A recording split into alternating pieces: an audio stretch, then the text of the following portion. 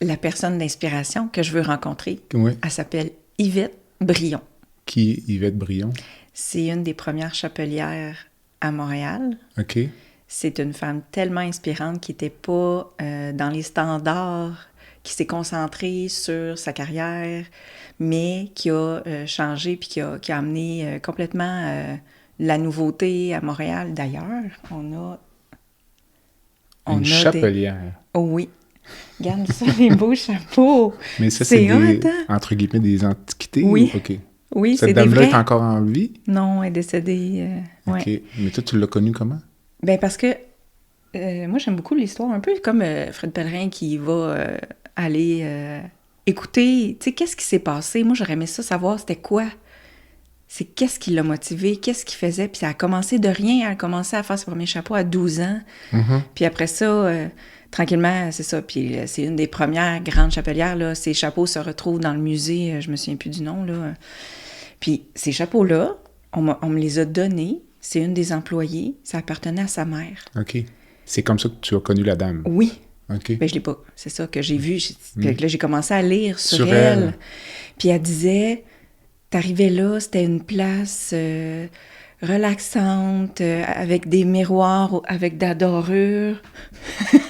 J'ai dit, c'est clairement quelqu'un qui a parti de rien, qui est arrivé, puis qui a fait quelque chose, puis qui avait quand même une C'est importance. comme une source puis... d'inspiration. Oui. Bon choix. Bienvenue à La Santé au-delà des mots. Un rendez-vous avec des gens passionnés du réseau de la santé.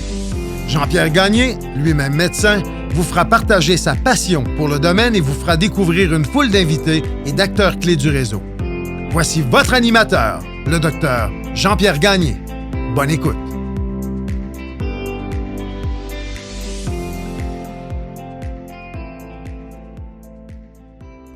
Je reçois cette semaine Dr. Cathy Guimont, chirurgienne et fondatrice de Se Reconstruire, Centre de santé du sein. Cathy menait une vie trépidante. Chirurgienne, jeune mère de famille, un cancer du sein freine son parcours et un accident de la route vient par la suite perturber définitivement ses plans de carrière.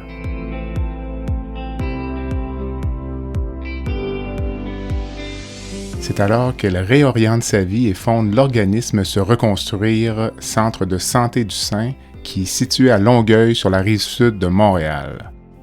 Le but du centre, aider à se reconstruire et à progresser vers une nouvelle image de soi.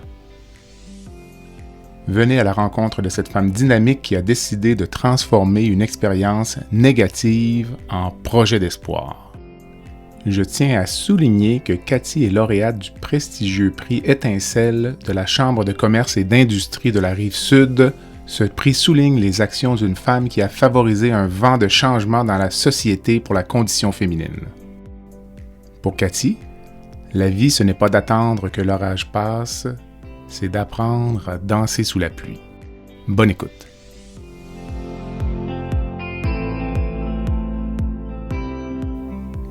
Cathy, bon dimanche. Allô? Ça va bien? Ben oui, ça va toujours bien. Merci de te prêter à l'exercice du balado La santé au-delà des mots. On est dans le vieux Longueuil. Je n'ai jamais mis les pieds dans le vieux Longueuil. Bienvenue. C'est très joli. On est à côté de l'église. Oui, la cathédrale. On aurait pu aller à la messe. Oui, mais bon, Prochaine on a choisi fois. d'autres choses. OK, ça... Alors, je vais commencer par te demander comment vas-tu? Ça va bien, ça va OK. bien, toujours. Tu es une survivante. Oui, mais ouais. La survie, c'est pas...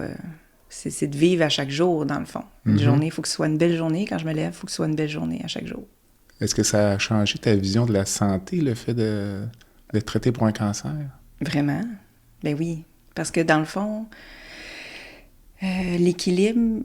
Parce que la vie, c'est pas facile, hein? Il y a personne qui a une vie facile, mais quand tu es en santé ou quand tu essaies de rester en santé, c'est que tes moments de déséquilibre sont moins longs ou que tu es capable d'aller trouver par différents mécanismes une façon de revenir dans un équilibre qui est où on se sent bien, là, où on se sent... Mais le fait, lorsqu'on est jeune, dans la trentaine, puis on est en santé, on n'y pense pas à la santé. Non, ben non. C'est ça. Donc, tu disais le fait d'être en santé par rapport à essayer de rester en santé, c'est... Mais là, tu me ramènes à quand j'ai eu mon cancer? Ben, un peu, là, parce qu'on va en parler, mais parce que des gens me disaient, dans le fond, la santé, on l'apprécie quand on la perd. Ou, Oui, oui, ça c'est comme... Quand tu as un torticolis, ben dans la vie de tous les jours, tu t'en rends pas compte combien ton coût de travail, mais quand t'en as mal... Puis le fait, trouves-tu que comme médecin, chirurgien, malgré le fait qu'on côtoie la souffrance à tous les jours, est-ce qu'on est plus prêt, mieux préparé à être malade nous-mêmes? Non. Non? Non, je pense pas. OK. Moi, ça m'a rentré dedans, vraiment. Solide. Parce que il y a peut-être, justement, vu qu'on connaît ça, puis qu'on la côtoie, y a-tu... Bon, en tout cas, moi, je l'ai perçu de même. Il y a peut-être un sentiment d'invincibilité, je dirais, je pense. Mais c'est comme tu as dit, là, si tu perds ta santé, c'est là que tu te dis, ouais. Non, c'est ça. C'est quoi qui... Puis là, les fameux pourquoi, tout ça, c'est... Mais il y avait une phrase, j'ai fait un balado avec une collègue chirurgienne de Toronto récemment, puis elle me disait ce qu'elle dit aux patients, c'est il n'y a rien que vous avez pu faire qui vous a donné votre cancer, et il n'y a rien que vous auriez pu faire pour le prévenir. Pour éviter. Comme un peu déculpabiliser un peu, là, parce que lorsqu'on lit beaucoup là-dessus, ça pourrait devenir un emploi à temps plein aussi, de prévenir un cancer. Je te jure que je me disais pourquoi l'alimentation, le sommeil. Vraiment. Tout ce qui tourne autour de ça. Oui. Donc, puis maintenant qu'on sauve plus les gens, là, c'est la peur de la récidive qui hante. C'est quelque chose auquel tu penses encore? Pas tant. OK. Des fois, là, je te cache pas que si j'ai un petit ganglion axillaire qui est pas normal, j'aime pas ça, hein? OK. Mais... Moins qu'avant, j'imagine? Ou ça prend un certain temps? Ça passe? Ou... Ben moi, ça fait 8 ans, là. Ouais. Fait que non, ça passe pas vraiment. OK. Ouais. C'est juste moins à chaque jour. Moins fréquent. C'est quand ça t'arrive, tu peux pas... c'est pas rationnel, hein? Puis toi, tu es tombé malade en début de carrière, là, donc, oui. Parce que tu es chirurgienne depuis 2011. Oui, moi, j'ai fini mes stages, tout ça en 2011. J'ai commencé à travailler en 2012 à Saint-Hyacinthe. Puis, je suis tombée enceinte.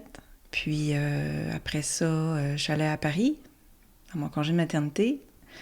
Puis, en revenant de là-bas... Faire un fellowship. En fait, non, j'accompagnais. OK. J'étais... parce que j'avais déjà un enfant. Moi, j'ai eu un enfant pendant la résidence. OK. Fait que c'était mon deuxième. Puis, j'étais en congé de maternité à Paris.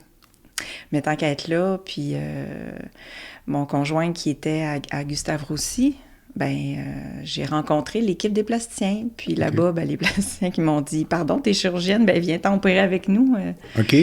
Fait que c'est comme ça que j'ai pu mettre les pieds dans la salle d'op. Fait que c'est pas un fellow officiel, mais j'ai tout fait, là, sauf la rédaction du mémoire pour faire mon diplôme de Paris-Sud en cancérologie. OK. Mais c'est ça. La dernière étape, c'était que je devais l'écrire en revenant ici, mais c'est là que j'ai eu mon diagnostic. Dans quelles circonstances, le diagnostic? Une masse ou non, la douleur? Non, en fait, c'est que, moi, j'allaitais. Puis, quand, à un moment donné, j'ai remarqué en me coiffant le matin que l'ombrage du sein était pas régulière. OK. Et là, c'est sûr, hein, c'est un quand des signes. Quand tu dis l'ombrage... Parce que le sein, il était comme un peu retenu. OK. Donc, le reflet de la lumière... C'est l'ombrage, oui, avec la lumière naturelle, okay. En me coiffant. Puis là, j'ai dit, c'est bizarre qu'il y a une partie qui a l'air à tenir tout seul dans les airs. OK. Parce que j'avais les mains en haut de ma tête. Et... ça a été un signe qui m'a inquiétée. Puis je me disais, moi, ça m'a inquiétée, mais mes 2 sœurs, ils n'auraient jamais vu ça. Là, non, c'est ça que je suis en train de me dire. Là, oui, c'est ça, exactement. Mais fait que j'ai dit, je vais aller voir mes amis radiologistes. Je vais aller faire... je leur ai demandé de me passer une écho. Puis là, ils m'ont dit, t'as des fibromes... des fibroadénomes, là, c'est pas... c'est bénin, en théorie. C'est ça, c'est pas inquiétant. On va faire un suivi. Je dis, là, je pars à Paris, fait que on le fera en revenant. Puis, t'allaites, fait que c'est des changements de glandes qui peuvent être normaux, fait que... OK, ça, donc c'est après avoir accouché, avant de partir à Paris. Exact. OK. Ouais. Puis, bon, Paris, tout ça, c'est bien, c'est le fun. J'ai fait mes stages. Ma mère est venue là-bas pour garder le bébé. Pendant que j'allais à l'hôpital. Ça a duré combien de temps, ce stage-là? Tu vois, on est arrivé en septembre et moi, je suis revenue au mois de mars. OK. Puis, j'ai fait mes cours dans les différents hôpitaux, là, Marie Curie, tout ça, dans les hôpitaux là-bas. Puis, en revenant, là, je me dis, c'est vrai, hein, faut que je m'occupe de ça. Mais mon conjoint qui est resté là-bas, là, j'étais maman monoparentale. Avec 2 enfants. Avec 2 enfants en bas âge qui faisaient pas leur nuit. Et fait que tu comprends que c'est pas la première affaire que j'ai fait mon suivi, là. Puis, de la façon que ça fonctionnait à Saint-Hyacinthe à l'époque, c'était 24 heures sur 24 pour tes patients, pour toute la semaine. Fait que... Puis des fois, je retournais opérer en pleine nuit alors que j'étais pas de garde, là. Fait que c'était pas facile comme... Comme pratique? Non. Puis, fait que j'ai décalé beaucoup mon suivi pour les soi-disant... Oui, il y en avait, là, mais c'est ça. Fait que... Donc, toi, t'étais pas inquiète à ce moment-là? J'avais juste eu l'écho, disons. Okay. Puis, tu sais, j'ai pas personne qui m'avait examiné. Ça trottait pas dans la tête? Tu sais, j'avais la tête pleine d'autres choses, de nouveautés. La vie à Paris, mes enfants à la maternelle là-bas. Fait que non, je vivais Paris, j'ai marché Paris avec mon bébé. Fait que c'était super. Mais c'est ça, en revenant, puis en disant, bon, OK, là, je vais m'en occuper. Fait qu'on refait l'écho. Puis les fibroadénomes n'avaient pas changé, mais il y avait une petite zone. Mais tu sais, moi, j'ai arrêté d'allaiter. Fait que là, on me disait, c'est des changements post-allaitement, tout ça. Mais là, j'ai insisté pour avoir une mammo. OK. Ouais. Puis... avec la mammo, je connaissais la radiologiste, fait que je suis allée en arrière pour voir, tu sais, sur les écrans, ils sont 24 par 12, là, les écrans.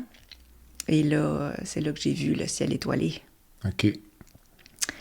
Qui était dans tout le sein, dans le fond, jusqu'au mamelon du côté droit. OK. Et puis là, elle m'a dit, ça va te prendre mastectomie totale. D'emblée comme ça? Ouais. Fait que là, je suis tombée en mode damage control d'une chirurgienne qui a fait de la trauma, qui traitait une patiente. Fait que là, j'ai regardé tout de suite où est-ce qu'on va faire les biopsies, parce que c'était des BI-RADS 5, les microcales. Fait que c'était pas une masse, mais c'était quand même 10 Pour les gens qui ne sont pas dans le domaine médical, là, donc tu as dit beaucoup de choses. Ouais. D'abord, tu as parlé de ciel étoilé, c'est à cause des microcalcifications. Oui, c'est ça. On voit la mammographie. Oui. Puis là, tu parles de BI-RADS 5. Donc, c'est quoi ça l'échelle BI-RADS? Dans le fond, c'est l'échelle qui va donner le degré de suspicion au radiologiste de 1 à 5. Okay. Puis quand c'est à 5, c'est qu'il y a des caractéristiques visuelles qui sont du cancer. Donc, presque 100%? Oui. OK. Parfait. Donc, tu as ça en direct? Ça. En direct live, et là, je discute avec ma radiologiste qu'on choisit où faire les biopsies. OK. Du côté droit, donc 2 zones. Fait que là, je tombe vraiment là, en mode, OK, on va faire ça ici, on va faire l'autre là. Puis t'as pas de médecin traitant comme tel, là. Ben non. Tu es ton propre médecin. Oui, ça, c'était le 9 octobre. OK. 2014. Et le 9 octobre, puis là, on a vu que il y avait des microcales à gauche aussi. OK. Et j'ai parlé à mon pathologiste. Hein, j'ai dit, là, on va faire des biopsies. J'aimerais ça que tu checkes ça rapidement. Puis en octobre, il y a l'action de grâce. Fait que j'ai quand même eu mes résultats très rapidement. Et c'est mon pathologiste qui me l'a dit au téléphone. Toutes sortes de choses qui sont pas normales. Non, c'est ça. Je vais te dire rapidement, là, pour 20 jours calendrier là, entre la mammo et ta mastectomie bilatérale, là, 20 jours calendrier. Donc, le 29 octobre, je perdais mes 2 seins. C'est très rapide. J'avais vu à l'époque mes chirurgiens, mes plasticiens, on avait fait les biopsies du côté gauche, puis on avait eu les résultats. Donc, c'était très, très, très rapide. Trop rapide, je dirais là. Puis la décision du côté gauche qui était, je suis une maman de 2 jeunes enfants, enlève-moi tout ça au plus... OK. C'est ça. Voilà.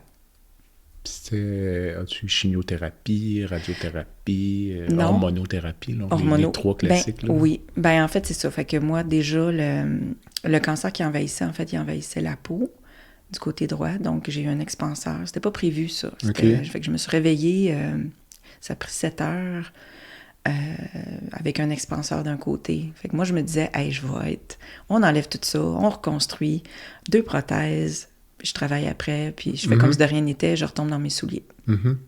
Mais non, parce que l'expanseur, ça implique automatiquement un délai, parce qu'il faut gonfler, et ça implique aussi que tu retournes en salle d'op pour changer l'expanseur pour la prothèse. Et bon, fait que ça a tout changé mon... Ben déjà, c'est une jambette de se faire dire que t'as un cancer, là. C'est vraiment... j'ai senti ça comme l'annonce, là, qu'on revole à la... C'est exactement l'image que j'avais en tête. Oui, exactement. Puis là, je me suis mis à... je comprenais pas qu'est-ce que mes médecins me disaient. Le cerveau, là, délitait, ou en tout cas... Fait que c'est là que je me disais, mais les femmes qui connaissent pas ça, là, comment qu'ils font pour... essayer de comprendre. Tu sais, moi, j'en ai opéré des femmes avec un cancer du sein. Je connais c'est quoi, je connais l'environnement, je connais la salle d'op. C'est moi, d'habitude, qui va rassurer les patientes. Puis là, c'était moi, en petite jaquette.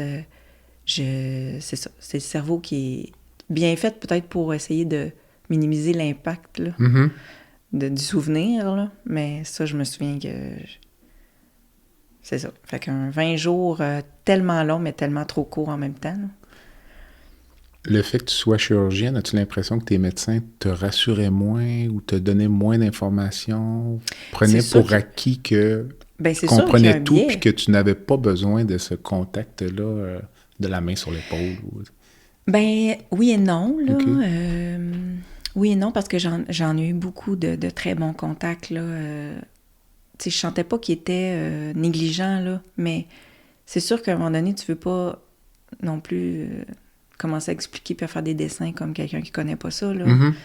Mais je pense que c'est moi aussi qui démontrais, parce que c'était mes anciens patrons, là. Je veux dire, on va pas... tu veux pas démontrer. La vulnérabilité, hein, c'est tellement important, mais... tu veux pas la montrer. Moi, je venais de finir. J'avais 34 ans, tu sais. C'est comme... J'avais honte, moi. Hein? Ouais. Pourquoi? J'avais honte de réagir comme ça parce que je suis une chirurgienne, donc déjà, t'as des couilles à la base. C'est pas moi qui l'ai dit. Okay.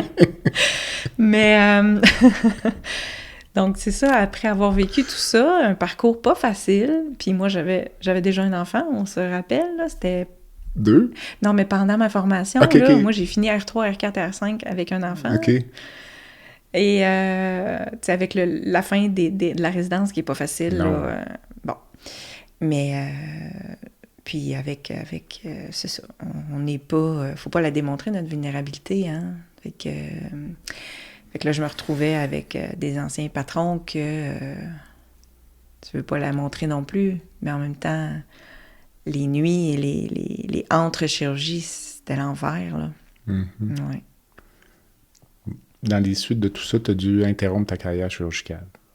Oui. Pour des complications, pour effets secondaires? Ou... Ben, comme je te dis, donc, dans le fond, après l'expanseur, ben moi, je m'étais dit, je retourne opérer 2 mois plus tard. Mais là, non, c'est pas ça.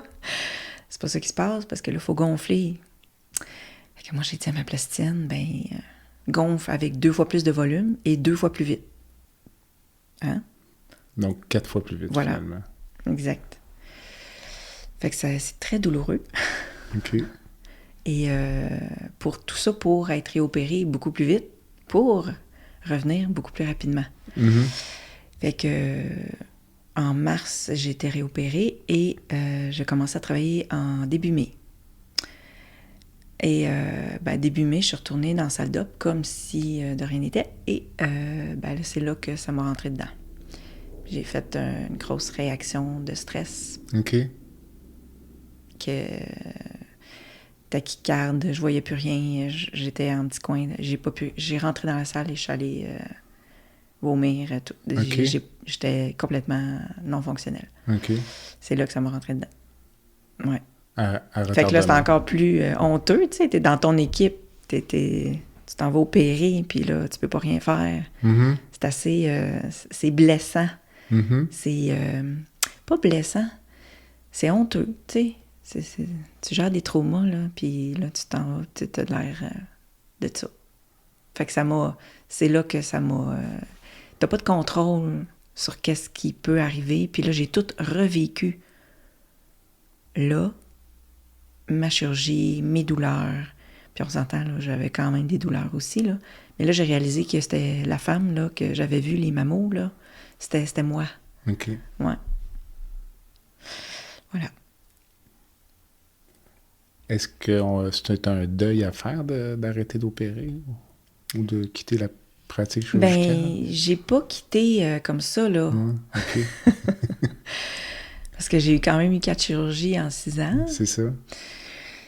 Fait que, bon, là, avec mon médecin, des médicaments pour aider les émotions, retourner au travail dans un contexte difficile, de l'estime de soi, du deuil. Puis je fais une mini parenthèse, moi, avec les seins et mon expérience d'adolescente qui était pas facile, avec un garçon pas fin qui a abusé. Fait que perdre des seins en plus, ça te ramène toutes sortes de vieilles bébites qui étaient enfouies, mais que là, t'as plus de contrôle pour garder la petite boîte fermée, disons. Mhm. Et là, c'est ça a pris du temps, mais moi, je voulais revenir travailler parce que c'était ma raison, là. Je venais de sacrifier 10 ans de ma vie, là. Fait que je suis retournée travailler, mais c'est ça, contexte pas facile, stress de performance, stress de je veux tout faire, je faisais du bureau, mais tranquillement, pas vite, j'ai eu, disons, pendant 3 ans, là, avec l'équipe, ça n'a pas été... Pas facile. Pas facile. Et là, ben, j'ai décidé que puis j'allais avoir une autre chirurgie pour faire la reconstruction des mamelons, puis... j'ai eu la greffe du périnée pour faire les aréoles. C'est pas recommandé. Des complications et tout, mais... Ben oui, fait que, tu sais, oui, j'en ai eu des complications parce que quand t'es chirurgien puis t'es médecin puis tu te fais opérer, c'est sûr que t'en as. C'est sûr que t'as des complications. Ben oui. Bon. Fait que... Puis c'est ça qui a donné finalement naissance au projet. Non. Non? Parce que moi, j'ai failli mourir. Tu sais, quand t'as peur de Mon mourir... Dieu, c'est comme de rebondissement en rebondissement. Ah oui, écoute, Okay. je sais pas, tu vas faire beaucoup de coupures au montage. Non, non, non.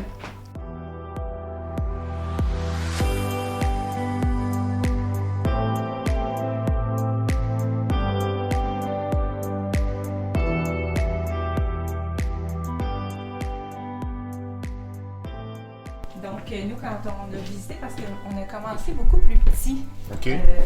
dans un local, on va commencer par en haut, mais dans un local d'un GMF sur Chemin Chambly, fait qu'il y avait des chirurgiens qui allaient faire des consultations là. Fait que j'ai dit, bon, on va louer un local à la même place, ça fait du sens. Oui. Mais c'était un local. Donc, C'est ici, trop petit. on a 6 salles.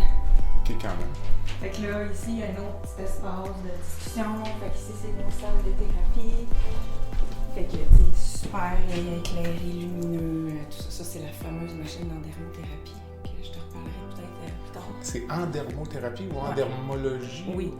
En dermothérapie, non. En dermothérapie. Non, thérapie. Ça veut dire quoi, finalement? C'est tatouage, mais Non. médical? Ou... Non, ça c'est... OK. L'endermothérapie, moi, j'ai Ouais. connu ça quand je suis allée en France, opérer à Gustave Roussy, dans OK. l'hôpital cancer. OK. C'est que du cancer. Puis, fait que j'opère avec la plasticienne parce que là-bas, ils enlèvent puis ils refont le sein. Les OK. plasticiens, ils enlèvent les cancers du sein. OK. Fait que c'est la particularité. Mais là-bas, puis là... Fait que, là, elle me dit, fait que fais ton bord, tout ça. Fait que... Et même des reconstructions retardées.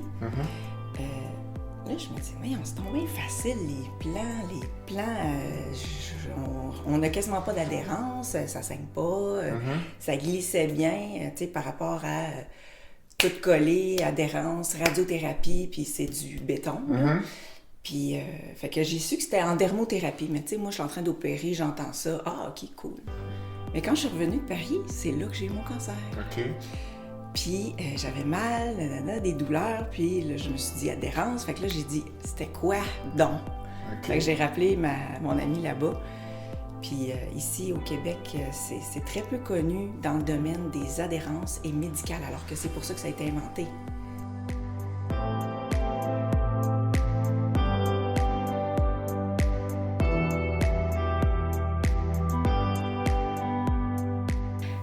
Fait que ça, c'était 2018.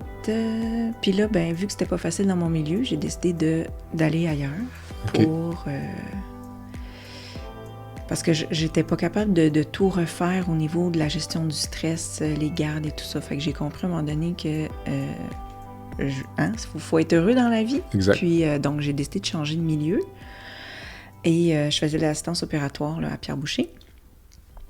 Et ben, c'est sûr que tout ce temps-là, les douleurs, les engourdissements dans les mains, les répercussions parce que j'ai eu une atteinte du long thoracique pendant la chirurgie, fait que j'ai un wing, fait que ça, 2018... Une omoplate volante. Oui, c'est ça, une petite aile, flying aile d'ange. Scapula qu'on oui, appelle en anglais. Ça. Mais, dans le fond, puis là, j'ai eu peur d'une récidive en 2018 parce que j'avais des ganglions qui grossissaient. Fait que là, tu fais un peu de déni au début parce que ça te tente pas trop d'être investigué. Mais là, j'ai retenu de ne pas être à la fois patient et médecin. J'en ai parlé à mes médecins. Fait qu'on a fait des examens. Et là, on a trouvé que la prothèse, elle était micro-fissurée. OK. Mais j'étais tannée d'être en chirurgie, en réopération, en arrêt, en retour. Puis c'est difficile, là, hein, on est très performant en chirurgie, se maintenir à jour, tout ça, dans les maintiens des compétences. C'est difficile d'avoir comme ça des arrêts-retours, et des douleurs et des sommeils pas de qualité, disons, et tout ça. Puis, en 2019, j'ai eu un gros accident d'auto. C'était le gros accident à Val-Alain. Puis l'auto de mon frère, en tout cas, on a fait le front page du Journal de Montréal. Moi, j'étais sûre que j'étais morte là. J'étais avec mon frère et ma sœur. Et j'ai fait du damage control là, en me promenant dans les autos pour sauver, faire des garrots. Genre de carambolage, un peu? Oui, il y avait, je pense, c'était 20 km de long, là, 300 véhicules. Ouais. En 2019? 2019, le 2 février. Puis, là, tu peux comprendre que la prothèse qui était micro-fissurée, elle a complètement éclaté. OK. Fait que rechirurgie en avril. Et entre-temps, quand j'ai su, moi, que que c'était...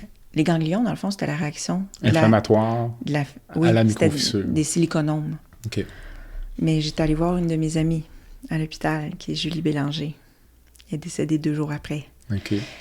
Julie, qui était chirurgienne à Sorel. Fait que j'ai étudié avec elle. Fait que, ouais. Fait que là, quand j'ai fait mourir encore en 2019, mon Dieu, je te parle de ça, puis j'ai des... Fait que là, je me suis dit, là, il faut que je fasse de quoi? Parce que là, moi, je suis en vie, puis faut faire quelque chose parce que retourner en salle d'op, tu comprends, là, encore la patente, puis devant le fait que quand t'as des douleurs, quand t'as mal, tu sens pas...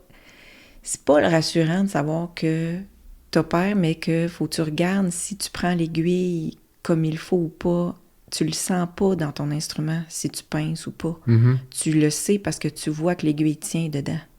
Ouais, je comprends. Fait que c'est ça. Je suis retombée en arrêt parce que j'ai été réopérée. Et avec l'accident d'auto, j'ai eu des complications au niveau du cou, du haut du dos. Fait que ça n'a vraiment pas aidé au niveau des douleurs. Fait que là, j'ai des infiltrations à chaque 6 mois, de chaque côté, de ces 4 à 6. Ouais. OK.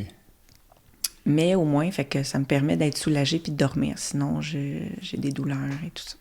Et après 2019, est-ce qu'il y a eu d'autres rebondissements? Ben oui.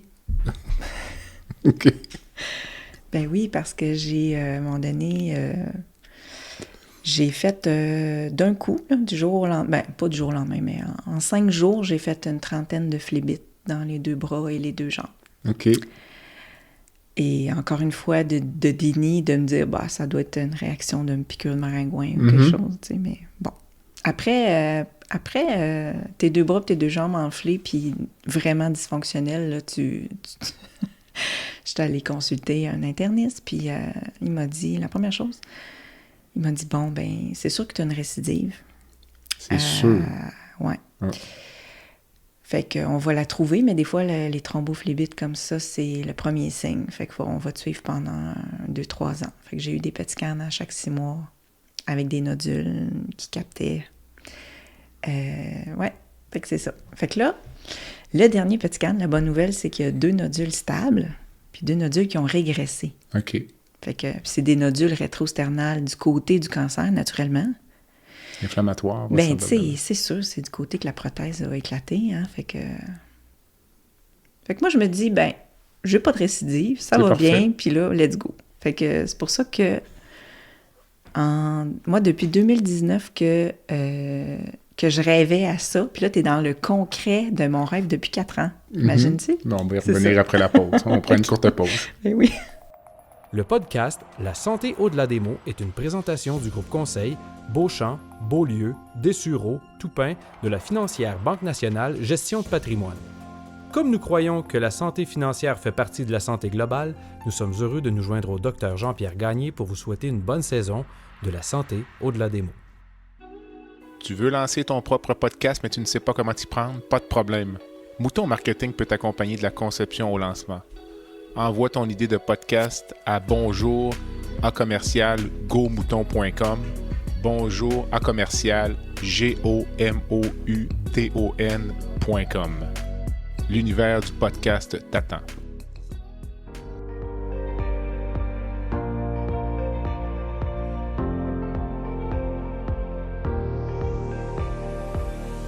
Vous avez des commentaires ou un sujet à nous proposer ou même faire partie de nos invités, visitez le site web de notre balado à www.baladosanté.ca ou sur notre page Facebook de la santé au-delà des mots.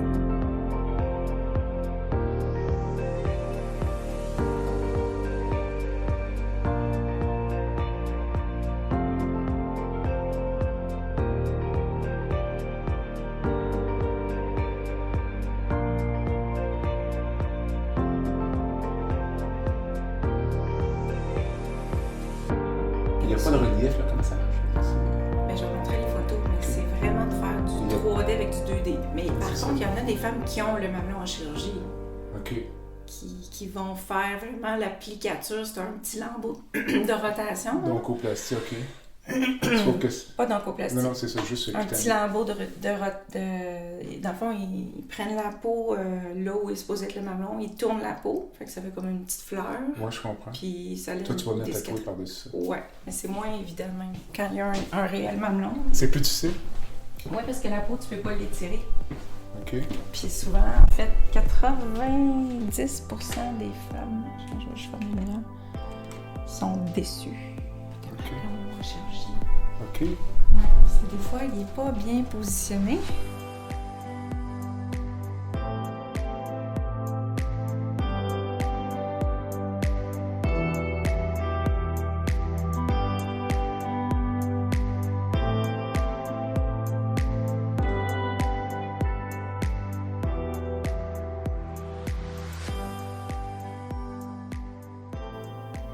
Cathy, avant la pause, on a dit donc qu'on était dans l'endroit Ben où oui. le centre qui était ton rêve depuis quelques années, donc Oui.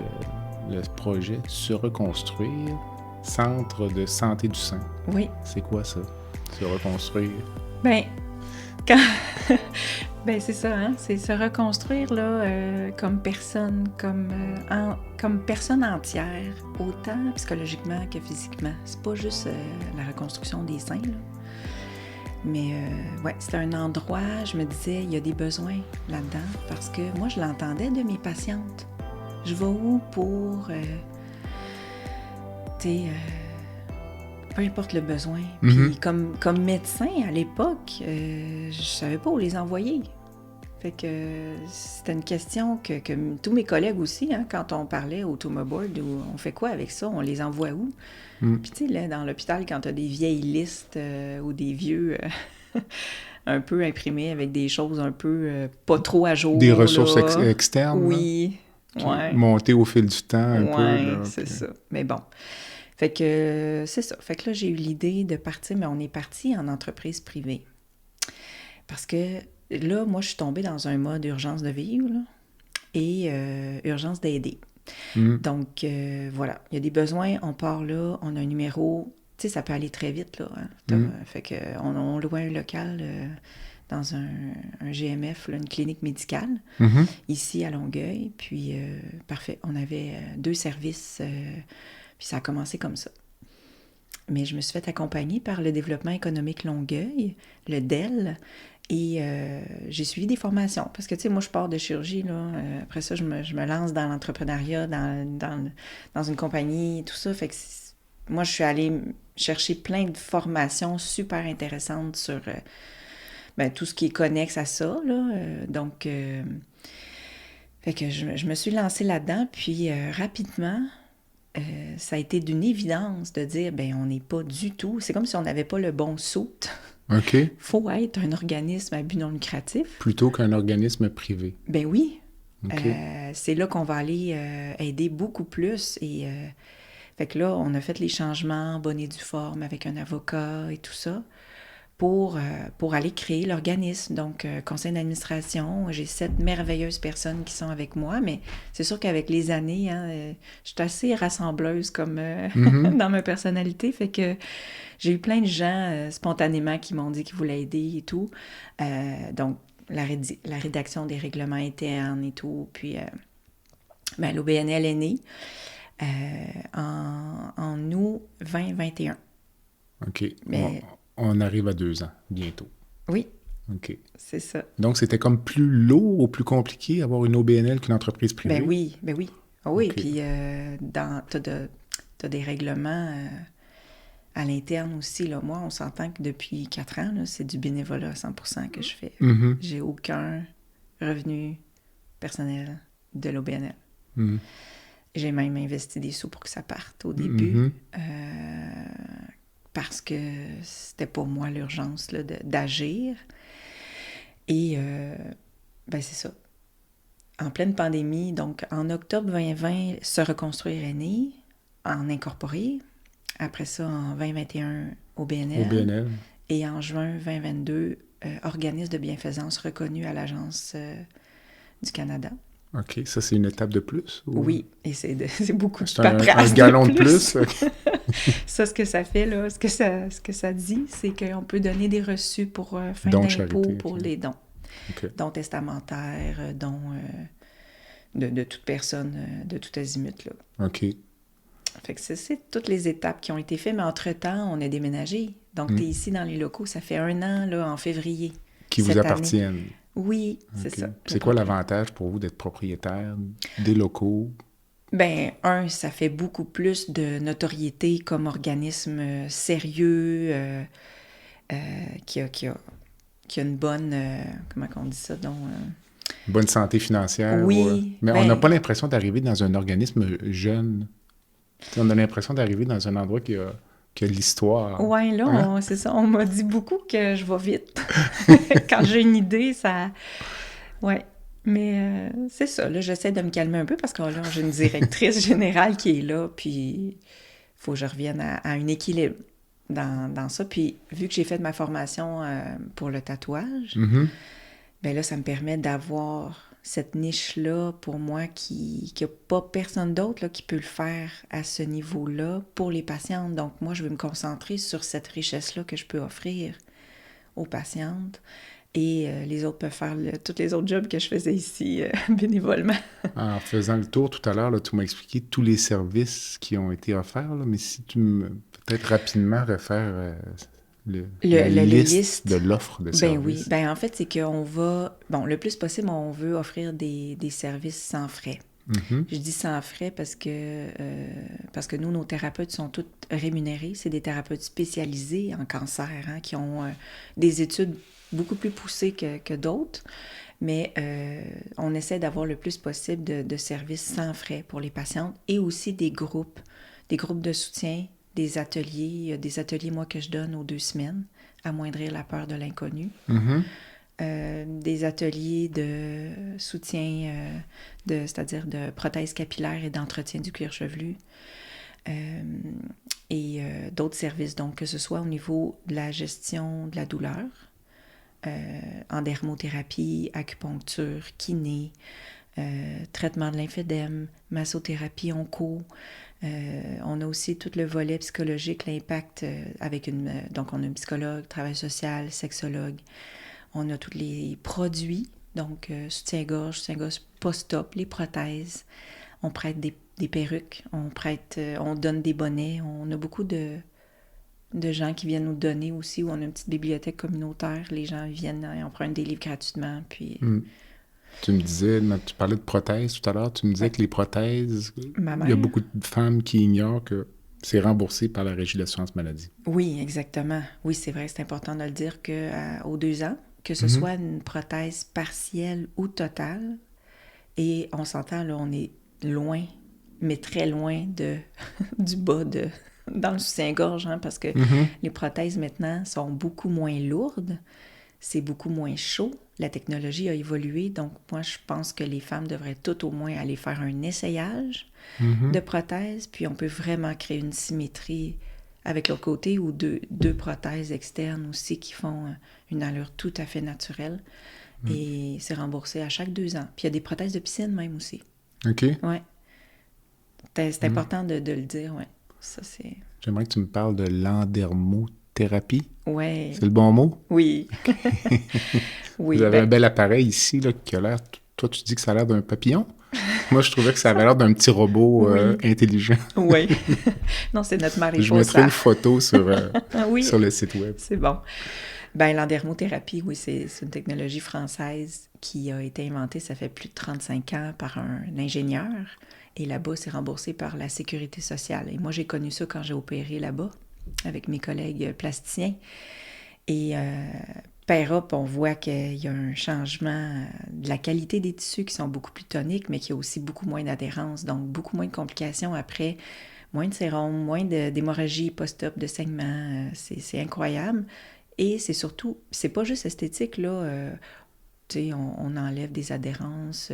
C'est vraiment un bien-être psychologique qui accompagne aussi. Mais bon, ça mériterait un...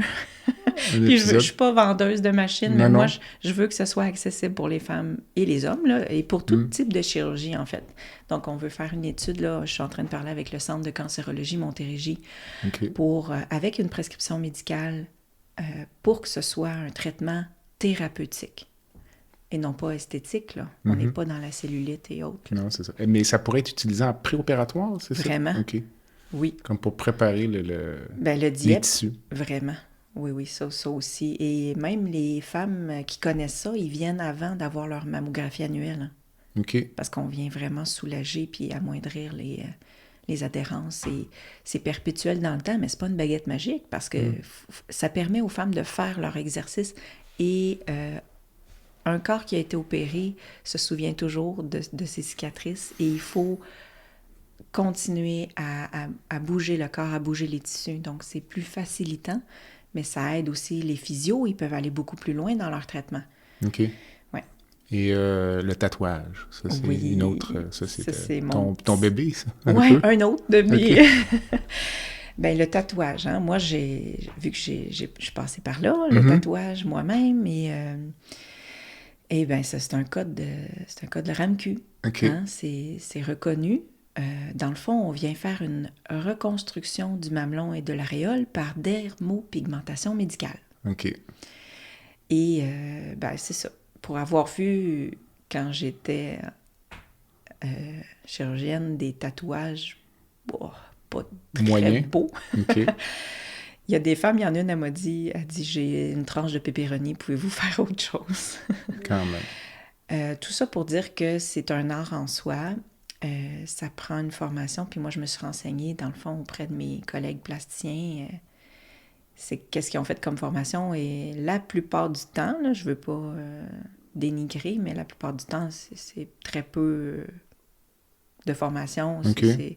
Mais bon, moi, je suis allée me faire mes 60 heures avec... Ça m'a coûté 7 000 $. C'est où, la ça? formation. Où est-ce qu'on se forme? Bien, en fait, je dirais que...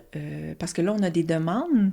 Je trouve ça génial parce qu'on a des demandes de médecins à Sherbrooke, à Québec, qui veulent faire, puis moi, je vais en faire une. Je veux monter une formation. Okay. Parce que où est-ce que je l'ai fait? ben, ça restait une esthéticienne quand même qui fait ça. Oui, elle avait beaucoup d'années de bagages, mais disons que j'ai laissé certaines notions de côté pour maintenant aller faire ce que je fais maintenant, parce que j'ai un côté artistique quand même. Mais pour rassurer les femmes, je trouvais que, et comme moi, je voulais qu'il y ait une artiste. Donc, je travaille avec une artiste en effet 3D qui vient compléter, donc à la fin, quand j'ai terminé le tatouage, elle vient faire les effets 3D. Même si j'ai fait ma formation au complet, je trouve que c'est rassurant pour les femmes. Elle vient faire vraiment les ombres, les lumières, mais on vient vraiment recréer. Ben, sur le site, il y a un onglet portfolio, là. Donc, finalement, mais le sein est en 2 dimensions, donc il n'y a pas de relief. Ben, on fait, qu'il y en ait un ou pas, on est capable de le faire. De le faire, OK. C'est juste que les femmes qui ont un mamelon refait en chirurgie,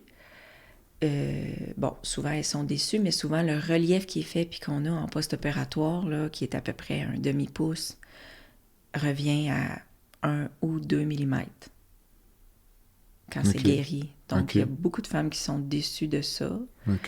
Et il y en a qui sont déçues parce qu'il n'est pas bien positionné ou qui sont déçues parce qu'un mamelon, quand on fait ça, c'est un lambeau. Ça expose la prothèse. Il y a des femmes qui ont eu une infection de prothèse et qui ont dû être... Ils retournent à la case départ, là, enlever la prothèse. Mais bon, il y a plusieurs... mais c'est pas tout le monde, c'est pas dans tous les cas, mais généralement, ils sont déçus du 3D en chirurgie. Et ça retarde aussi la fin, tu sais, les étapes de chirurgie, là, de reconstruction, là, c'est plusieurs années, hein. Donc, encore un autre 6 mois avant de pouvoir faire le tatouage, ben il y a beaucoup de femmes qui disent, ben non, je veux pas le 3D parce que je le sentirai pas, là, c'est pas un mamelon, puis mon conjoint, il va pas aller sur un mamelon que je sens rien, puis que lui, à peine 1 millimètre aussi, là. OK. Donc, c'est pour ça qu'on est là, dans l'effet du 3D. Et vous pouvez camoufler les cicatrices aussi. Oui. Parce que souvent, les femmes qui ont des reconstructions ou des mastectomies, les cicatrices sont apparentes un petit peu. Oui, puis même là, je veux aller chercher, parce qu'on a 2 tatoueurs qui vont faire les femmes qui sont à plat. Ça serait, tu sais, de faire un super beau tatouage artistique. On en fait aussi ici. Okay. Je me suis lancée là-dedans aussi. Ça, ce serait pour les femmes qui décident de ne pas avoir de reconstruction. Oui. Ou qui en ont une, mais qui ne veulent pas le mamelon, mais qui veulent de la dentelle. Ou il y a tellement de beaux tatouages qu'on peut faire pour amener le cerveau à se regarder, qui a un côté beau. OK. Ouais.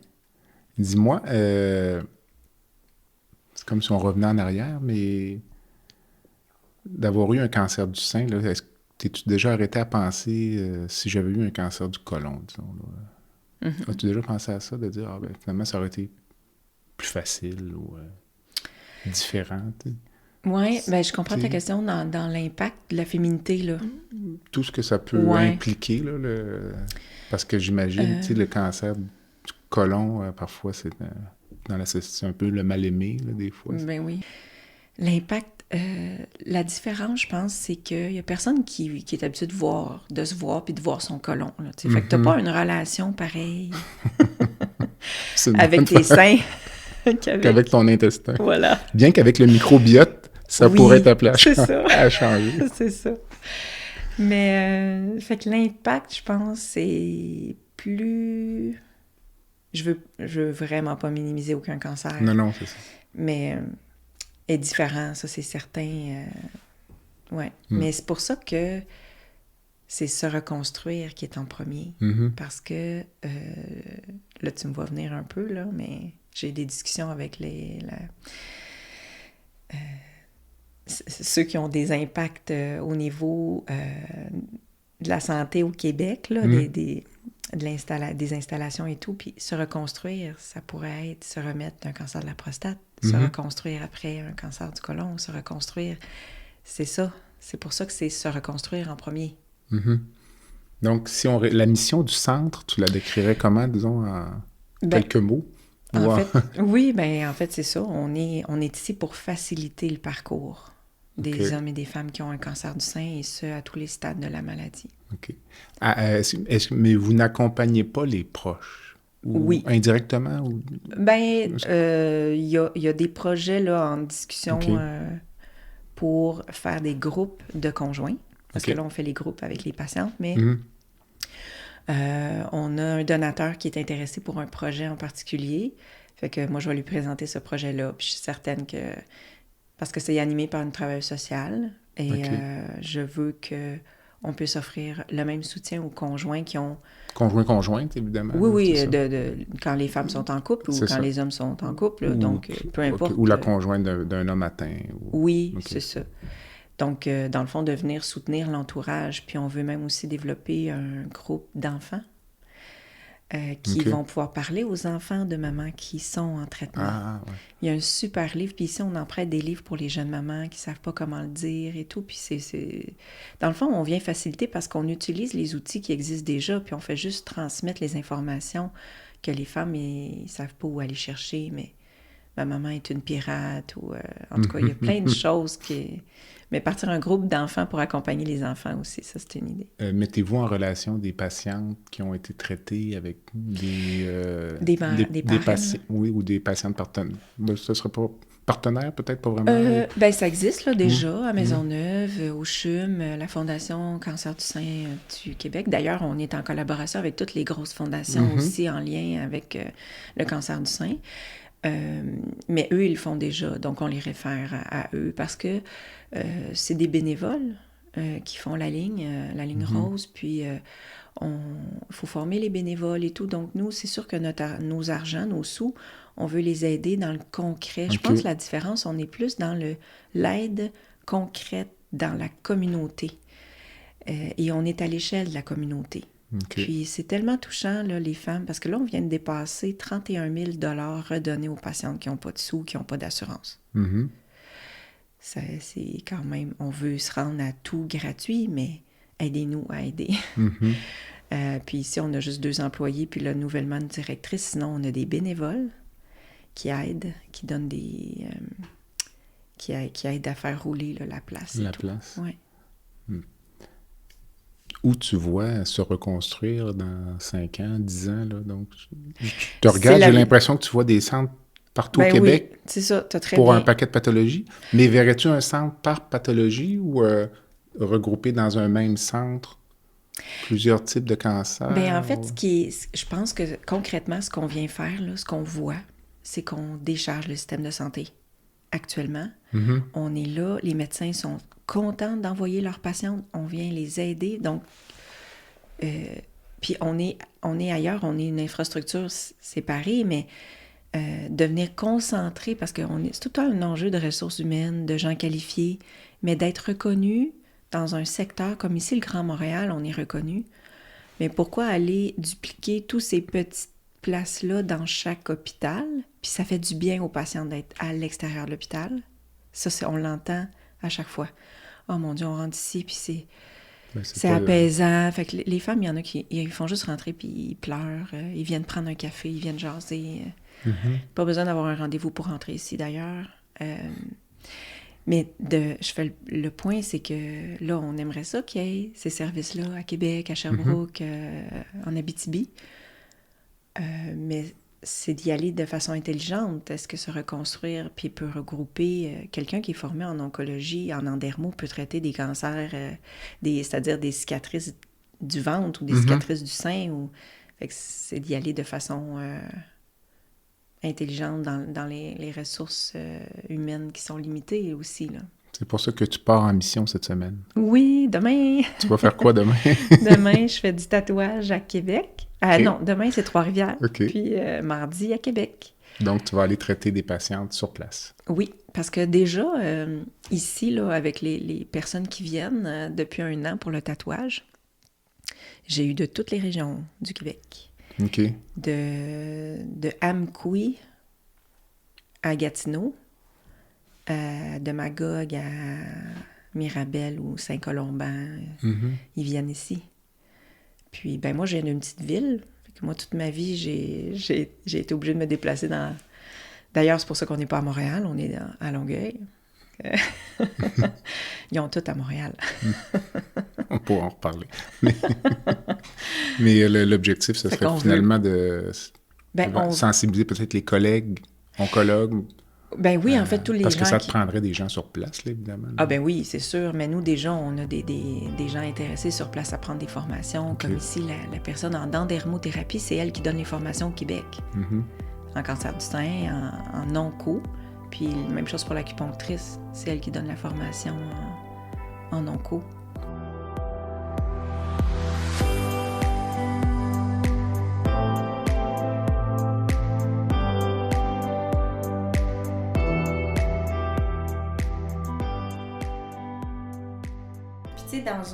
S'il faut qu'il se couche et tout ça, oui, on change. Là, on a tous les draps et tout ça, parce que ici, c'est une massothérapeute, puis c'est la thérapeute en lymphédème aussi qui vient.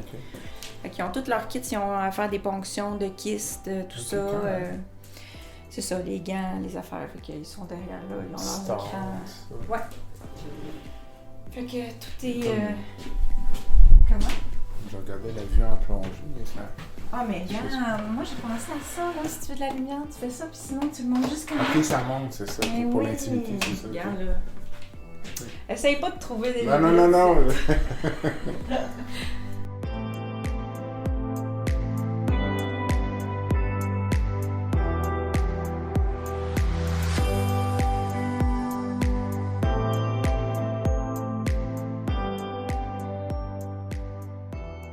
Les patientes que tu vas traiter cette semaine, est-ce que tu les connais ou non. Tu vas les connaître?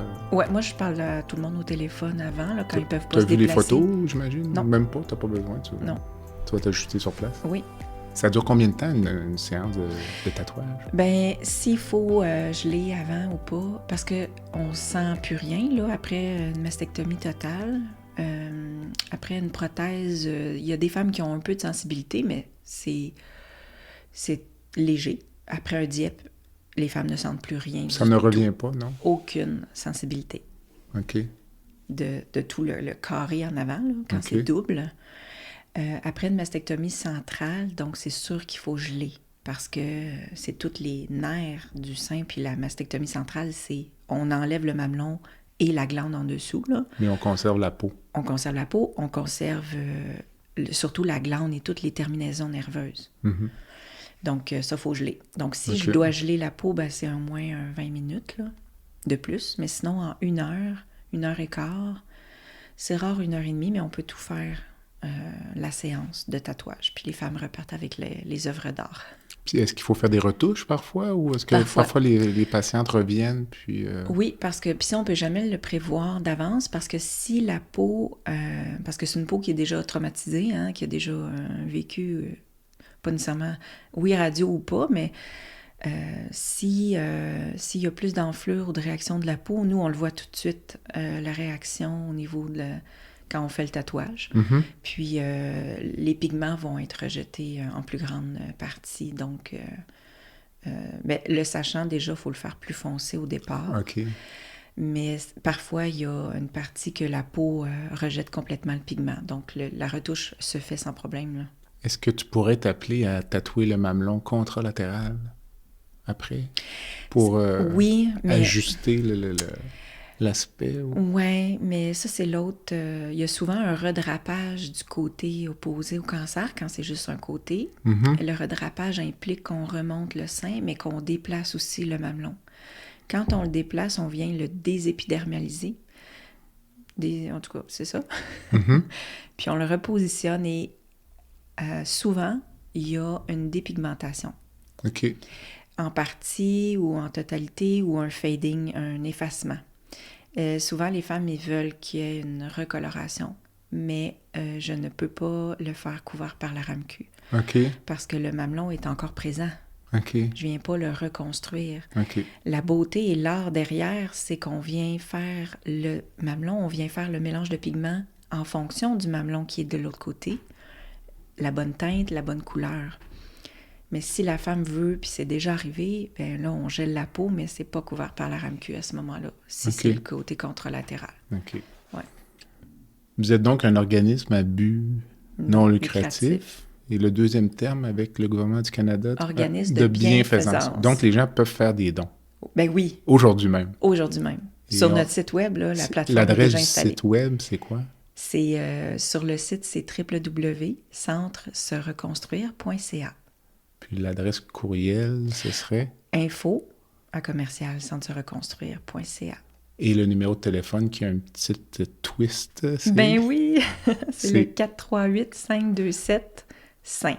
Donc, 7346. Excellent. Donc, je mettrai tout ça sur les oui. notes de balado. Parfait. Dis-moi, en conclusion, je te regarde aller, tu dois avoir une devise ou as-tu quelque chose que tu dis à tes troupes dans les moments plus difficiles? Oui. Ben moi, je dis ici, là, c'est une phrase qu'on voit beaucoup et qu'on se dit.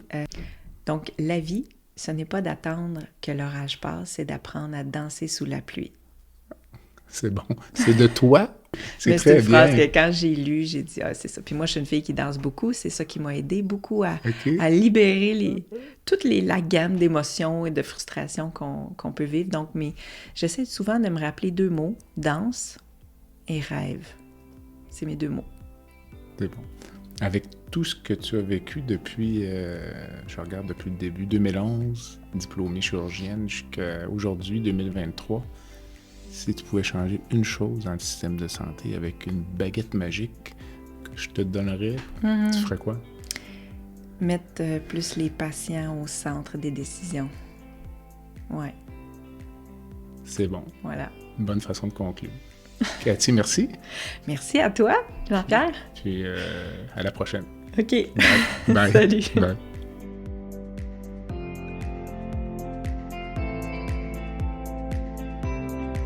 Voilà ce qui complète le balado de cette semaine. Merci d'avoir été à l'écoute et le Dr Jean-Pierre Gagné vous donne rendez-vous la semaine prochaine pour un autre épisode, La santé au-delà des mots.